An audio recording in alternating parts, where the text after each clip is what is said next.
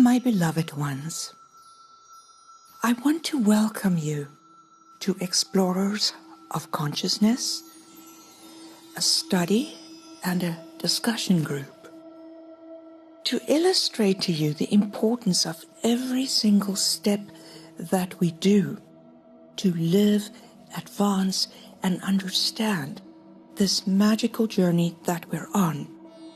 I wish to demonstrate something.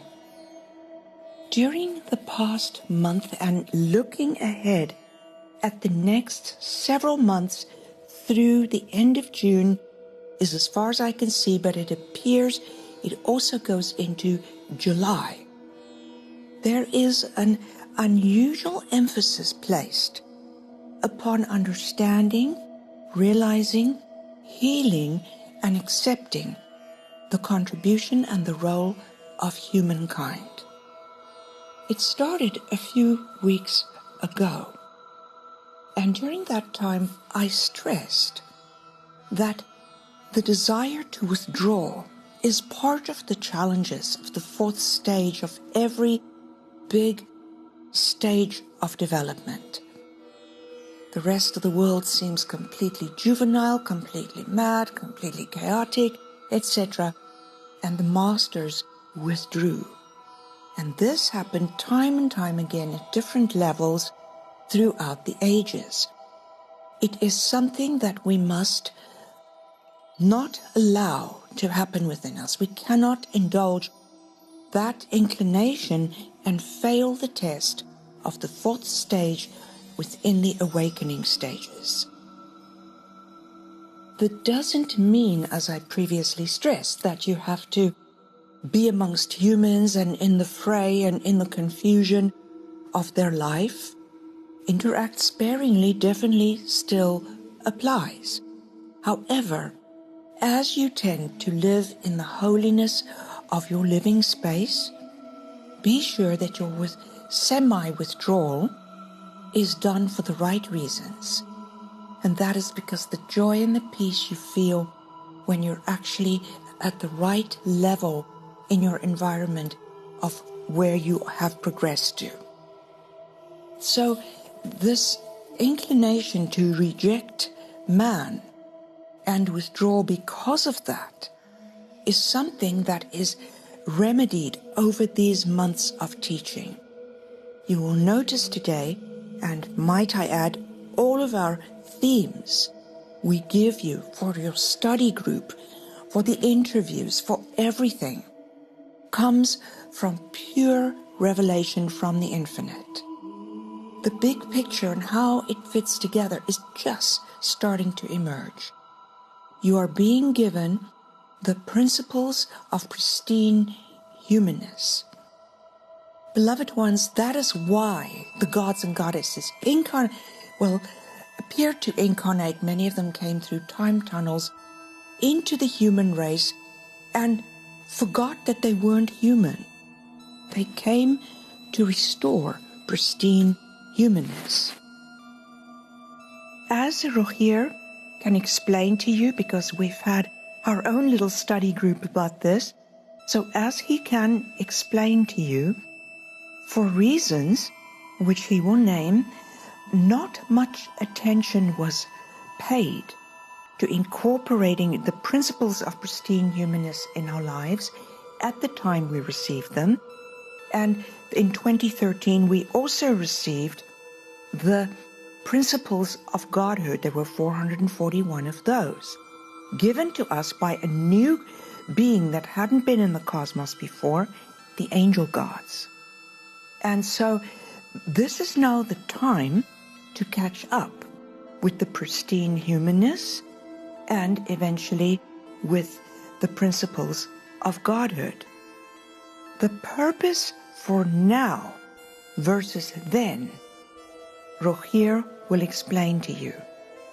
It was necessary for us to just put them in there like placeholders, but to not pay too much attention to them, because that would have accelerated growth. And there was a detour at the end of 2014 that had to be made, and he can explain it as well. Now is the time to put them in place. We have to fly, but like a bird with a broken wing, the establishment, understanding, and application of principles of pristine humanness, and then more attention paid to the principles of Godhood, is necessary for this bird to fly. So, beloved ones, please take these events extremely seriously. What you are comprehending in this study group will not be repeated anywhere else. It's the way our work is. We get what we need to and we move on.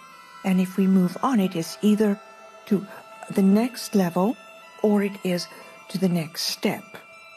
This is your time. This is your day. You are doing this on all our behalves. Humanness needs to be restored from tragic to magic. We need to understand, accept, embrace, and be grateful for the contribution that they make. This will be discussed in more detail by the angel Elarim Vahel, which will speak to us in the June webinar. Beloved ones, my blessings to you always. Thank you for the extremely profound part that you play in the graceful evolution of all life. Much love.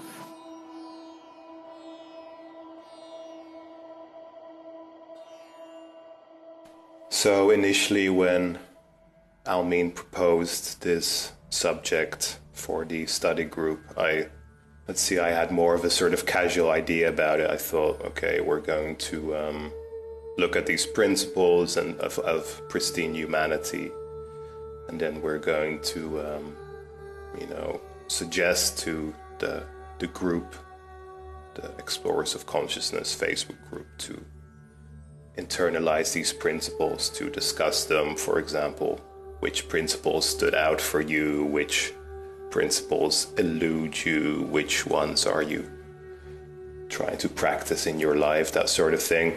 But as I was talking to Almine yesterday, it was clear that the more important thing first is to establish why we would even be studying these principles, why we would be studying them now. So Almine basically had a conversation with me where she shared details, and then I'm basically going to share that with you now, and then that should clearly establish the really the very, not just importance, but urgency in internalizing the principles of pristine humanity now, followed by those of Godhood. So not just the importance, but really also the urgency. Like, it has not, the way it has surfaced is really for a reason. And so, but before I go to what Almine said, let me just first give the sequence of events that preceded it, because I think it will give important, I know it just seems like it's a way to pinpoint certain parts in this process that just seem relevant. So first, by the way, I'm going to post this episode on the diary, and then I'll include relevant links in there. But first, we had the Mastery of the Unfathomable, Part 1. We had an initiation in there for the third stage of the white light, entering that stage. And, Almine said later that part of us, part of the original ones, the gods and goddesses, have moved into the third stage. Some are still in the second stage, even though we have the one-heartedness. It's not an instant collective shift for everyone. And I think part of it had to do just with being able to successfully complete the initiation, because, for example, I I felt I had to repeat it a few times because I didn't have all the oils, and then I used the sigils for the qualities, but then really, ideally, I should have used the sigils for the oils themselves, so it was kind of a process. But the other thing is just the whole idea of the nostalgia that Almine was talking about. And in next week's ceremony, the ceremony against weather warfare, there's actually a power wheel that also is designed to deal with that, against the, or not against, but to dissolve the nostalgia about the dream, to dissolve good memories also. It's like, you know, we keep the inspiration, but other than that, everything should be dissolved, including the good memories. So then we had Awakening from the Dream, the interview I did with Almine last week, and it was actually very deep, surprisingly. I mean, it's not surprising that it was profound, but it was, you know, Awakening from the Dream. These webinars have a little bit of a identity issue because it's not entirely clear yet what it is, but Almine and I decided to pre-record it for various reasons, and it was just found that that's way more conducive to the alchemy of the interview, but also to the group alchemy. And it was actually a very, and then you can say, well, if you pre-record, then why also have a kind of live broadcast? But we do that for the group alchemy, and in this case it was very special, or certainly in my experience. And if you see that post on Lightworker from a few days ago, I think it was the Sunday, called The Rat, that was actually the question I asked Almine, and it was because this was a symbol of this big dead rat lying in the corner of the street, and I could, you know, an hour before the Awakening webinar, I look out the kitchen window, and like 15 meters away, I think, oh, don't tell me that that's a dead rat lying there. And so I go outside and I go to look, and yep, it's a dead rat. And I was like, oh, this is really not the signs I want to be having right now. And but then if you look at the analysis that Almine gave, it's about solving cosmic secrets as like being like a, let's see how to put it, has been kind of like a growth engine for our cosmos and the realities we've been in, but it's also what has created predictable cycles. And so my experience, as detailed in a post, but I'll detail it here, basically gives it's like Almine gave a symbolic reading on the meaning of that. So an hour before the webinar, I see this dead rat lying in the street. I think, oh, great. So, and I can't sort of, every time I go to check, like, is he still there? And of course he is. But half an hour before the webinar, I see that he's gotten decapitated because of the cars driving there. So now the rat has no head anymore. And then in this half hour before the event, there's just more cars, and he's just getting flattened. And then during the webinar, I'm in a completely different part of the house, so I'm not looking there. But I do know that when the webinar begins, that the rain starts here, and it's actually raining quite hard. And then at the end of the webinar, I look outside again, and rat is completely gone, completely disappeared. So in my experience, it felt like there was a process set in motion in third stage with the initiation in the mastery of the unfathomable part 1. And something in that process like shifted or went next level during this, as this information was disseminated in this Awakening webinar. And you'll find then, as I tell you what Almine told me, is that that's how it is, because certain things are becoming more pressing and pressing as we approach the fourth stage of awakening, and then eventually have to exit this stage. Because when we exit this stage, that's when a choice has to be made. And a function of us having to make that choice is this emphasis now on these principles of pristine humanity, and thereafter the principles of Godhood. So I spoke to Almine first on the Monday after the event, and she was detailing her, well, can't really say her events of that day, because she said, I have memories of this Sunday when I can't remember anything of that day. And she says, the memories that I have, they're clear, but I know they did not happen, yet they're the memories I have of this Sunday. And she said it was like a very altered state, and at the time she took it to mean like there was a kind of overlay of realities going on in her. It was like very altered states for her that day, and she said, okay, and more of this will be made clear in June, and it's about living off the grid. And I thought, living off the grid, that seems such a strange turn now to sort of start speaking about how we're going to live off the grid on the land outside of the matrix of society, that sort of thing. That's not what she meant. She was talking about the grid that is comprised of these stages of awakening and dreaming and ascension.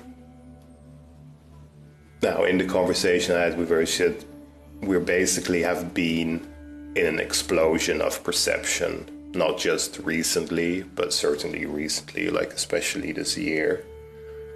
And I think today she was actually going to record a message about that, like why that's even happening, but also cosmically for a very long time, that's where we've been in. And this is like a big bang where everything is always going bigger and bigger and bigger. So it's like we're constantly living these cycles, but these cycles just get bigger and bigger, like this fractal multiplication. And so the choice we have now is basically to sort of go bigger again or not. And when I say now, I mean at the end of the fourth stage. This will be the choice that becomes manifest at that point. But if we don't go bigger, then everything implodes, and it means that basically all these external realities, all these universes are eliminated, and all these structures of reality collapse into inner space. And if the previous was like a big bang, these cycles that go ever bigger and bigger, then this is basically like a black hole. So I said, well, the question then is,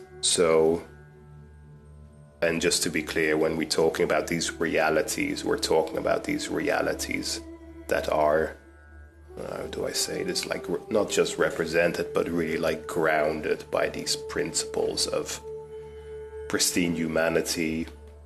And then on top of that, the principles of Godhood.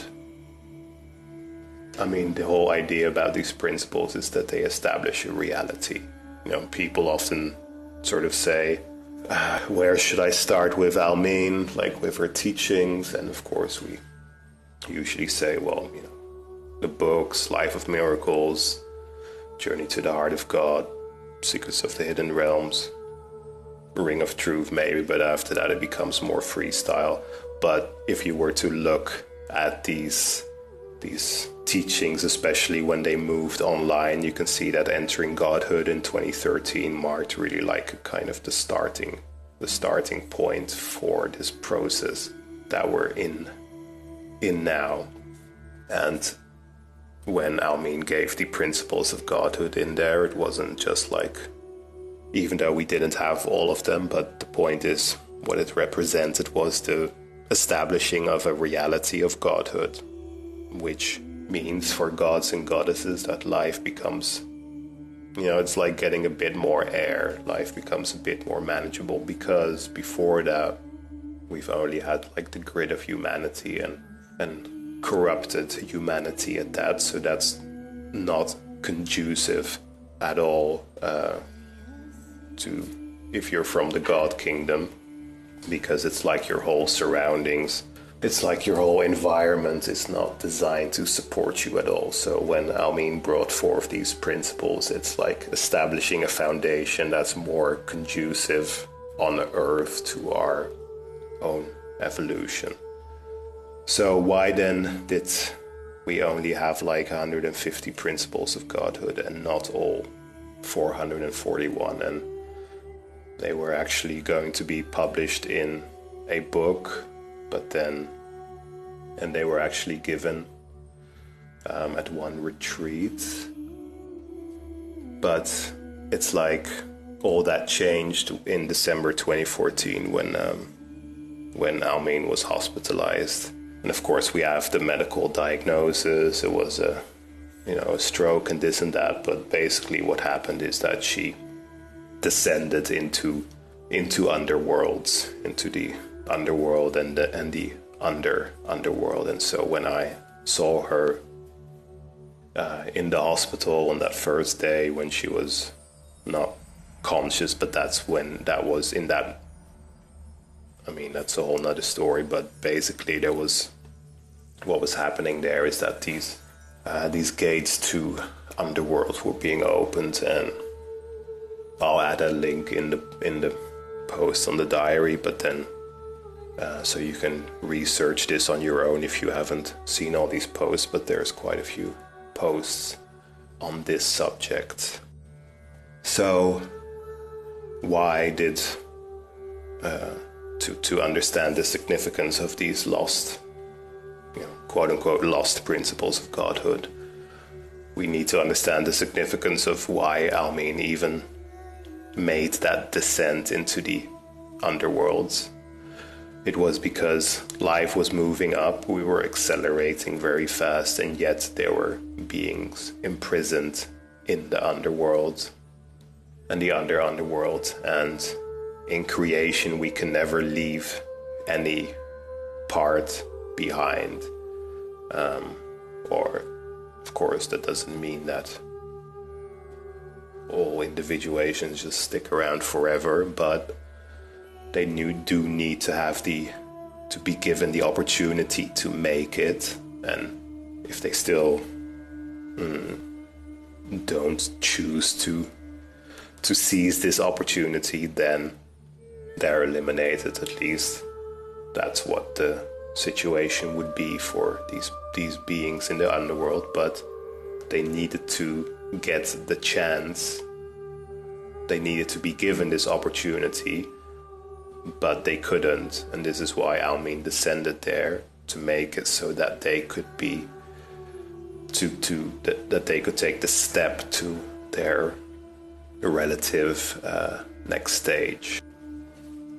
So if you think about it, this is of course really a incredible sacrifice, if you can call it that, on Almine's behalf. And especially also when you consider that eventually most didn't make it simply because they chose victimhood, and they ultimately decided they were more comfortable with their victimhood and their anger and their pain. And I actually, as a side note, think it's kind of interesting that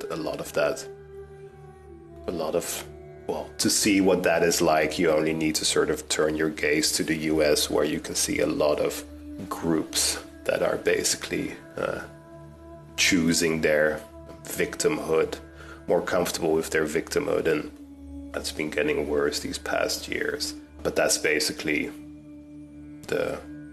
ultimately was the verdict for these beings that were freed, but we can't really get into these what ifs or whatever. The important thing for life was that these beings got the chance. They got the opportunity, and that's why Almine descended there, to make sure that they would be given this chance.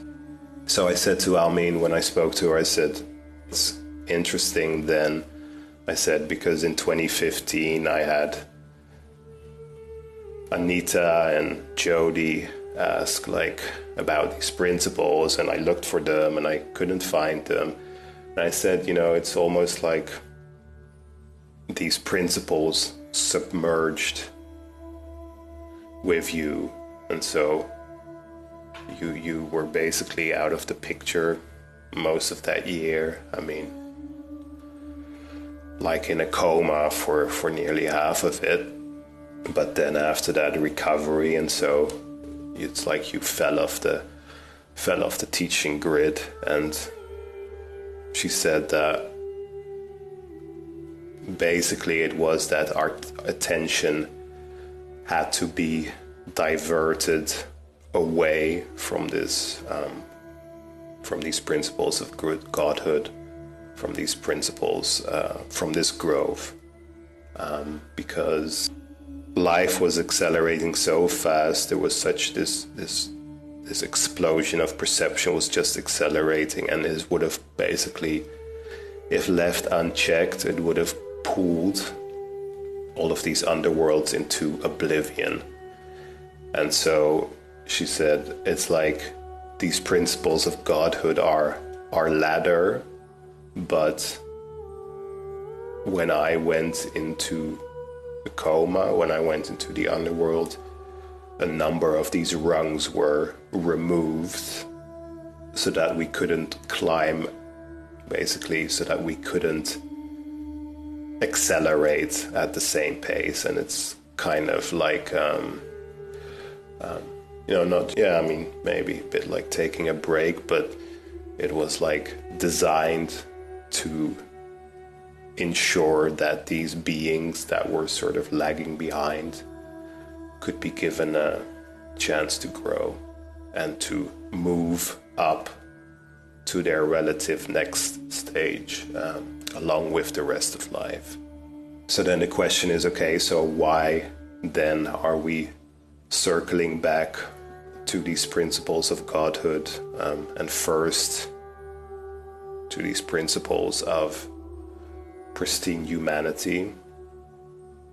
They precede the principles of Godhood. It's like the reality of humanity, of pristine humanity, needs to be established first, and then on top of that, the reality of Godhood is established, or maybe better said, the reality of pristine humanity is like the heart of Godhood, and it's like, which is, again, underscores why it's very important that we do not shun our humanity. So we're studying these principles now, we're studying these principles now to begin to establish this foundation of pristine humanity. And part of this study is thereby also learning not to shun humanity, not to reject it. If we want to get off the grid, we collapse these realities into inner space. This requires the foundation of pristine humanity and the foundation of Godhood, but it cannot be done if we reject anything of humanity. So this is why we study these principles now, and in May's Awakening interview, Almine will also, she'll give information on, let's say, perception for us to internalize that will help towards this end of not shunning humanity, because the rejection of humanity is always where it has gone wrong, so to speak. Like, it's like that's what also created like the karma that kept us in these, kept us going in these cycles. And the difference now is that we're at the point where we get to make the choice at the end of the fourth stage what we're going to do. Let's say the choice that we have at the end of the fourth stage is to choose between continuing in these cycles and they just get bigger, or going off the grid. The important thing to understand about this fractal multiplication is not just, probably to most people hearing this, it kind of sounds like, it seems like a good idea to get off that, but let's also just look at some of the issues inherent to it. First of all, it's just it's very taxing on the nervous system. And Almine also said that this is why she's been doing so many initiations this year for us, because it's like where we are now, it's getting even more taxing. Secondly, and this is even a bit of a, I don't know, it almost seems like a bit of a downer, but actually as these cycles get bigger, the challenges also get bigger, and that just, I don't know, when Almine told me this, it seemed like a bit of a sort of rude awakening, because I would have thought, again, like many of our listeners, that as we progress, the challenges should be getting smaller, but no, that's the problem in this fractal multiplication. The challenges also get bigger, of course. Presumably, that's because, we get more perception, and then this perception is tested, but still, it's not comfortable. So when we eliminate these external realities, if that's the choice, then it basically means we get off the grid. It's like we exit the stage play. But let's look at all the choices that are there at the end of the fourth stage. First, we can return to the dream. Secondly, we can repeat the stages of awakening. And the third, and this was certainly a surprise to me, is that we can also move to the next cosmos, which is the cosmos of ascension. And you can sort of imagine what that's going to be like, because that will be the realm of religious control, and therefore also tyranny. So we can all agree we definitely don't want to go there. And then the fourth choice is just to get off the grid. Now, in order to get off the grid, these principles need to be established. And so we're having this little meeting so that Almine, via me, can impress upon you the significance of studying and internalizing these principles of pristine humanity. Followed later this year, at least collectively, with the principles of Godhood, and our internalizing of these principles is like the requirement for the choice of exiting the stage play altogether, because this reality needs to be maintained one way or another. If it's not maintained as external universes, as an external reality, and if instead it collapses into inner space, then it must be represented there. But it cannot be represented there without these principles of pristine humanity and of Godhood being internalized.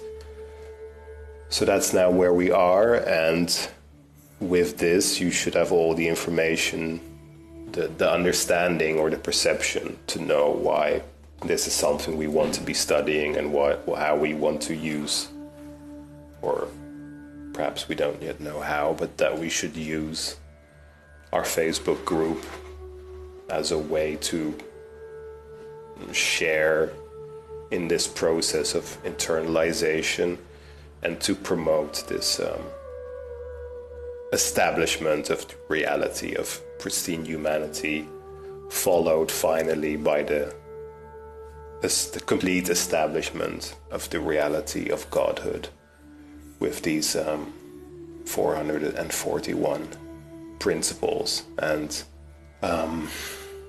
interesting side note, by the way, is that on May 3rd we posted about the solstice initiation, becoming the sacred government of the solar system. And normally that would have been held, so this is on June 22nd. Initially the plan was on June 23rd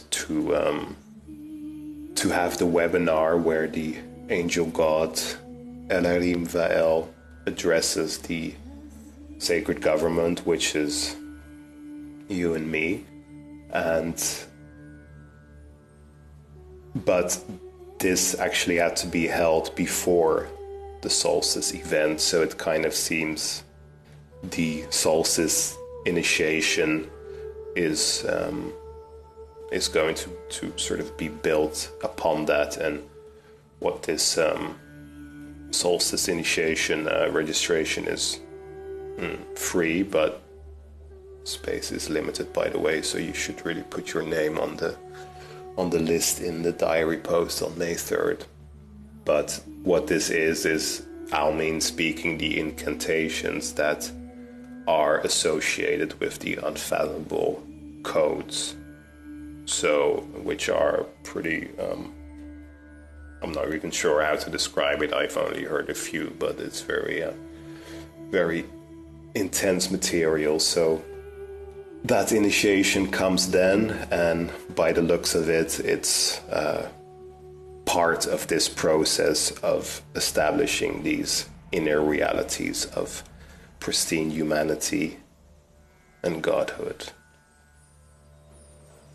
Okay, so that was my talk. I feel a little bit like I'm standing in front of the school class to give my talk, but that was it. Do you have any questions, observations, anything you'd like to add? Wow, that was quite mind-blowing. Amazing. Yeah. Really. I was wondering the last days what would come after these stages of the mastery of the unfathomable. And now it seems to me that we have to go one step back in order to make two steps forward. Like, meaning going one step back, going back to these principles that were never really established or truly lived or incorporated. Now we have to first do this, and then the rest can follow. Wow, but this whole thing, this was really, wow, really, how to say? I don't have words for it. I mean, crazy. Okay, well, I'm glad to hear it. Like, I was of course kind of mind blown as well when Almine was telling me all this stuff, and I really had to process it for some time. But yeah, so it's like we sort of had it, but we had to rush through it for the sake of the situation in the underworld. And so it's like we just sort of did a rush job, and now it's like, yeah, we have to go back because we can't take the next massive leap without it. And these beings that were given the opportunity to go to the next level, was there something significant about them? Like, or did they all perish? Did they all choose victimhood? Or did some of them really take the chance and evolve themselves? I didn't have a chance to look at that. I think it's all on the diary, but I think eventually the conclusion is that Almine said they were given a chance, meaning when they had been liberated, and still they just decided they were going to be more comfortable in their victimhood. So that's when they were dissolved, meaning, as Almine says, that it's like the bucket in the ocean. You remove the bucket, the essence is still there, but the individuation is not. I think I remember. Oh, sorry. Can I just add something really quick about Sure. some of the beings? As far as I remember, there was something about that we brought some of the beings, at least, with us into the new reality. They were embodied in rocks, in stones. Oh, I remember this. Yes, I remember the story. Yes. That's pretty interesting. Oh, yeah. Wow. Okay. Yeah, but what happened again with them then? They just stayed there in rocks? Yes, for now. They're yes, for now. So we did bring some of them with us. Yeah, wow. I remember that now. Yeah, okay, so it was not all for naught that everything that we had to go through, Almine for starters. No, that's true. May I ask something? Mm-hmm. You were talking about how things would expand in bigger and bigger circles, or I sometimes see it as spirals, in fact, but let's just say circles. If we do not live these principles and make the choice to leave the grid or go off the grid, you were talking about it will implode into inner space. But you also said something about that the establishment of the pristine humanity is in the inner space. Or did I understand that correctly? What it means to get off these cycles means that these cycles, I also see it like spirals, but these ever going bigger is an external space thing. So it's like these realities have been projected outwards. As part of this outward projection is like this ever bigger cycling. If we say, all right, we don't want this anymore, we really just want to exit the stage play in this case is these external realities, then we're saying we want to get off the grid. What that means is we're going to collapse this external reality, which is like a big bang, ever exploding, ever outward. We're going to collapse it into inner space, which is like a black hole. But in order to do that, for us to exit the stage play by collapsing the whole thing into inner space, the structure needs to be properly represented there. To live these internal, to collapse this external reality into inner space, it needs to be represented in inner reality, and that requires these principles of humanity and principles of godhood to be sufficiently internalized and represented, basically, so that it can act as this foundation in the inner space. Okay, and can I ask something? It's about what you said at the end. You said something about it's 4 choices. If I heard it correctly, where I didn't get the first ones, I got it's either the choice that we can move into the cosmos of ascension with the realm of religious control, or we can get off the grid. And what were the other 2 choices? The other 2 choices were to go back to the dream or to repeat the stages of awakening. Okay. Neither of which sounds very palatable. Does Almine, has she given a name to the stages or the realities after the stages of awakening that we're currently in? No, she has not. She's just called it going off the grid. So, yeah. Living off the grid is it when we exit the stage play, and of course, when we're there, then I'm sure there'll be some kind of name. And Almine did tell me that because I said, well, surely this choice doesn't. I said, surely this choice isn't just an intellectual decision, is it? And she said, well, it kind of is. And in fact, this choice has been made already. So we're getting off the grid at the end of the fourth stage, but it's like now we're going to live the reality of making that happen. As we are in one-heartedness and one-mindedness right now, do you think, are we still moving along together as a group now, as we have been doing in the stages of awakening? I heard you said that some are still in the second stage and some are in the third stage. But as we enter into the fourth stage, will we bring the others along? Or can you skip a stage? Like, for example, if I'm in the second stage, can I skip the third and go straight to the fourth? Because I know that is sometimes the case, in the earlier stages of our development, that somehow we can just sort of skip stages or go straight into a higher state. Mm-hmm. Yeah, I know what you mean. Mm-hmm. Yeah, because it seems like since we've entered the white light reality, it seems like we're more, like a more cohesive group, or it feels more like we're sort of how can I express that? We're sort of going along with each other, we're helping each other, we're pulling each other along to a much larger degree now. Yeah, so I don't know about skipping stages. I'll ask, but I doubt it. But I think it's more like we move along in one-heartedness, and it just means that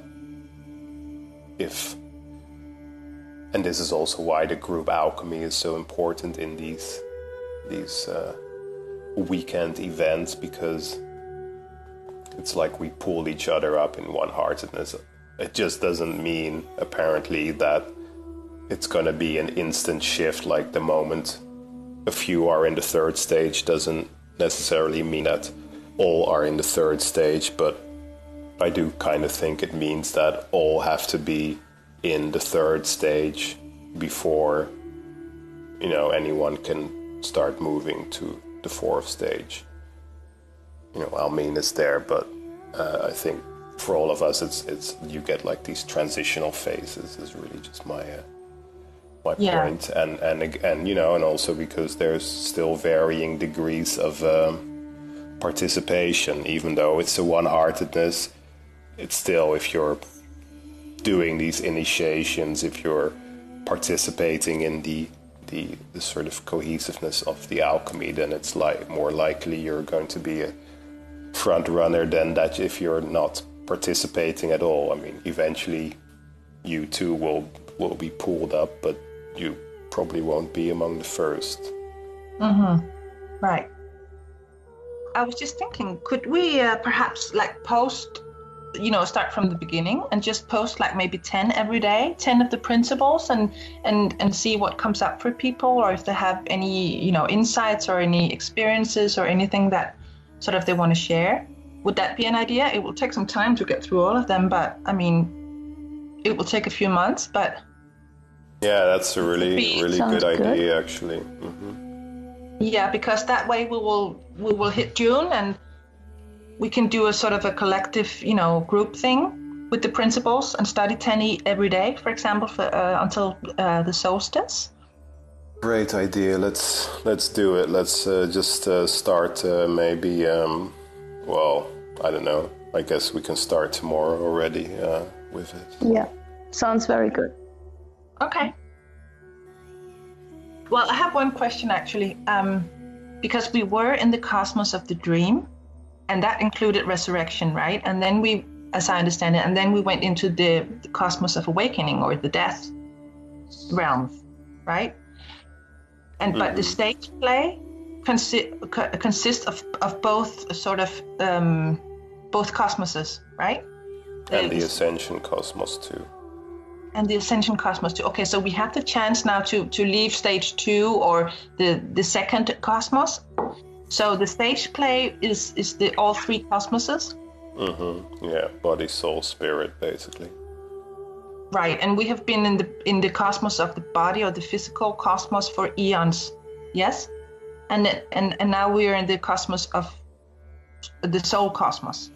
Yeah, right. So the dream is basically life, is basically physicality, and then that's what I meant, death right. realms is where awakening takes place. Okay, then it makes sense. More sense. Well, and by the way, this is the part that I forgot.